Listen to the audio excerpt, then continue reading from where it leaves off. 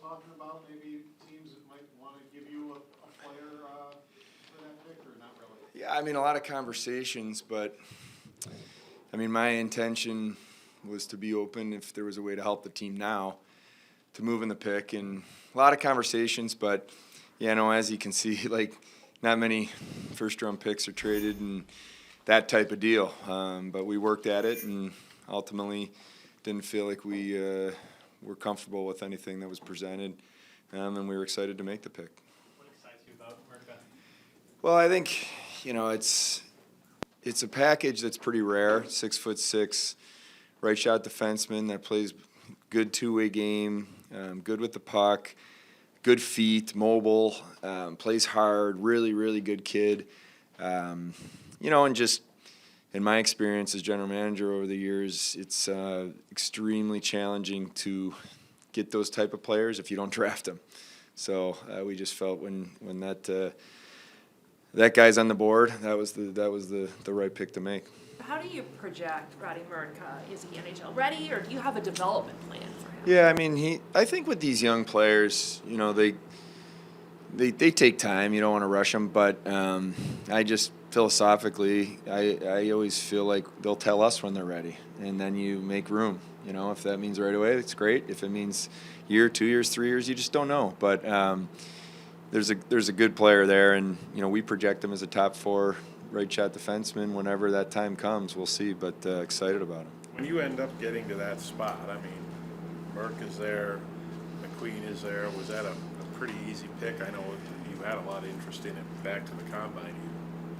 In both those players, yeah, they're both extremely talented, and yeah, I mean, we liked the other guy you mentioned a lot as well, but just where we had Mrk on our list, was ahead, and like I said, it's just you get to that spot, it's tough to pass on a guy like that with that package. You talk about the trade situation. I'm assuming most of it was you guys inquiring, trying to make a move, and it's just you weren't getting a lot of interest from other teams. Is that accurate? I mean, they weren't that interested and that willing to do much. Right? Yeah, I guess that's the best way to say it. Is it's just tough to this time of year, the way it goes, to get an impact player off of a team right now for a draft pick. That's just, probably guess just the easiest way to say it. But we were having conversations right up till, close to when the pick was made, but just there weren't the deals that I felt would have made our team better, and that's what I set out to do. If we were going to trade pick 9, it was because it was going to help the Buffalo Sabres right now be a better team, and that just didn't present itself. What else stood out about him? I know he went through some qualities, but what really like? Well, I think his background is unique, and Frank Musil in Czech Republic, our scout over there, he grew up relatively close to him, and he knew the family background and just his path.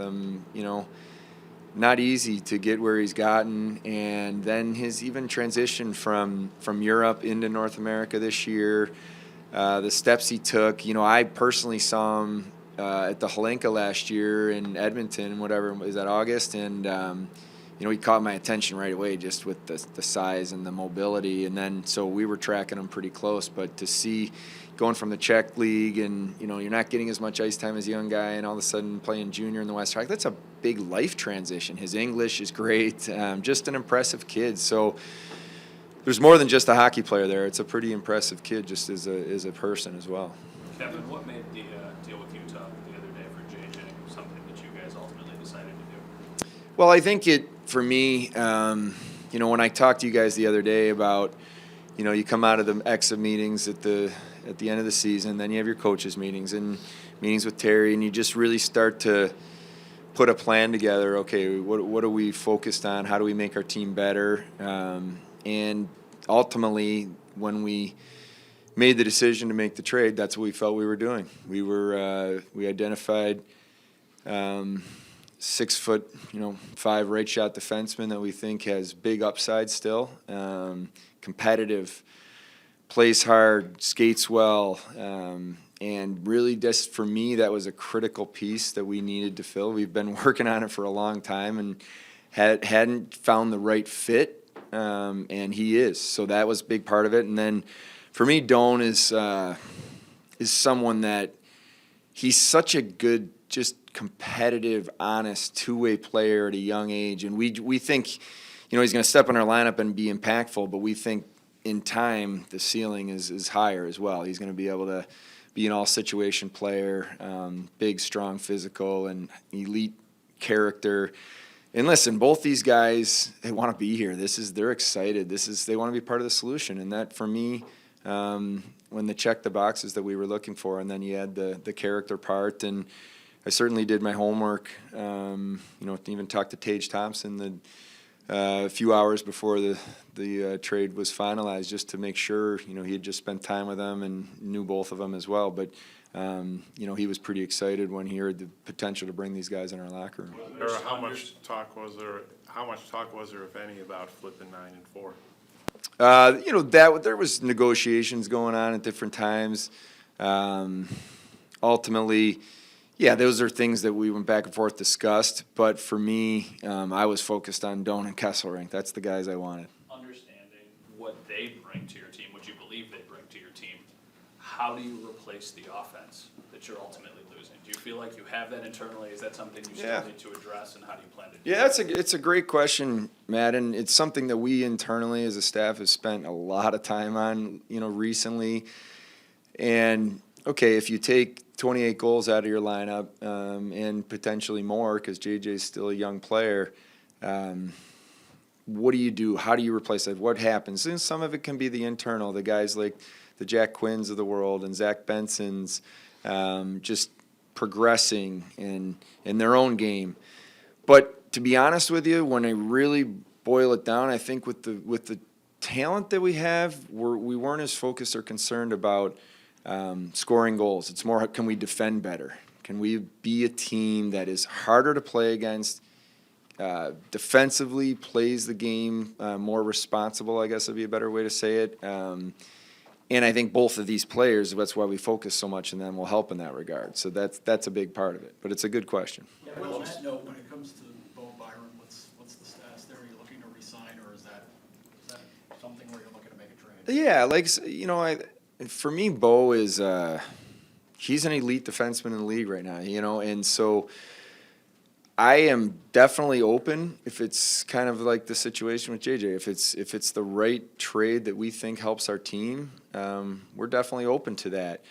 In saying that, I love Bo Byram as a player and as a person, and I'm be more than fine with him part of our decor. Right now, the way our decor looks on paper with Bo in there is I think very, very good. So if it's the right thing and the right trade comes across, we'll definitely be open to it, but not something that I'm going to force. Kesselring maybe take another step forward playing for Team USA. He was in a lot of high pressure situation playing for them. Did you see him almost go to another level playing? Yeah, I did, Paul. I think that's a good thing. If you notice that, he did elevate, and it felt like in big moments, wanted to be in those type of moments. And the other thing, in Utah, tracking him pretty close last year, there were, depending on what their health was in their lineup, there were times where he was, in a bigger role and was thriving in that. So that's part of the comfort of saying that, where we see him right now, we think he can be, in a top 4 role, and he can continue to grow and get better. So that was definitely something that we talked about. At what point in the offseason would you say you were comfortable or made the decision that you'd be willing to trade JJ? Yeah, I think, our intention after the season and when we sat down was to sign JJ. We had those discussions, and it became apparent to me and to our group that it wasn't going to work. And for me, then the focus was, if this isn't going to work, then how do we make sure we're helping the Buffalo Sabres improve? And that's going back to really getting guys like Doan and Kesselring that are going to play certain roles, the identity they have, this wanting to be part of the solution, that type of character is important. So that's why we did it. Kevin, you say it wasn't going to work. I mean, how disconcerting is it that one of your top players didn't want to be here again. Yeah, no, it's not for me. It's hey, you get to the end of the season, you take all the information in. It's fine. It's what's best for the Buffalo Sabres, and the trade was what's best. Was there really realistically any talk about dollars in term with him and his agent, or was it just he didn't want to move on with it? Yeah, I mean, we like made it clear to them in the early on that okay, we'd like to work at this and let's figure out a solution, and it became clear to me that wasn't going to happen, and that's when we changed our focus. You've mentioned, several times in the process that you guys needed to find, a big right shot defenseman. Obviously, Kesselring is that. What do you still need to address? What are the holes you still have in your team? Yeah, I'd say that when we went into tonight, you're still talking about, hey, we need to be a better defensive team, and if there was, and maybe there still is, I mean, there's a long off season ahead of us, and there's still moves that could potentially be made, whether it's in the next couple days or sometimes after July 1st. Like last year, I think we traded for McLeod. I don't know, at some point a few days after July 1st, because sometimes the dust settles, and then teams that maybe were in on a player, it doesn't work out. So what I would say is we need to be better defensively. So we would look for that type of acquisition if they're available, whether that's free agency, trade. And I continue to say this, but we have to be harder to play against. We have to have guys in our lineup that just raise the compete level, and some of that can be, our own internal growth. Like our own players just getting harder and stronger, and even a year older. Some of that happens in the maturity. So that'll be our focus the rest of the way.